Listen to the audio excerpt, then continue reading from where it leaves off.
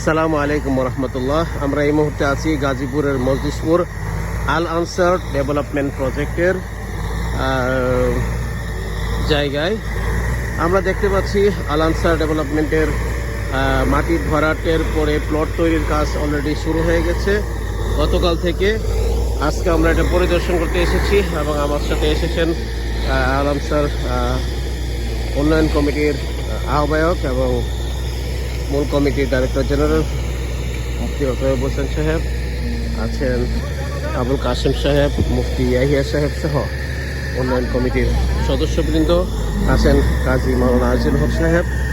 কাজ চলছে, আমরা দেখতে পাচ্ছি এখন একটি মেশিনে কাজ চলছে এবং এটা আরও 2 দিন এইভাবে দেখা হবে এবং ইনশাল্লাহ আগামী 2 দিন পর থেকে 2টি মেশিন একাধারে কাজ চলবে এবং পর্যায়ক্রমে কাজের গতি আরও বাড়ানো হবে। এই হচ্ছে লেভেল করা হচ্ছে মাটি, দেখতে পাচ্ছি আমরা।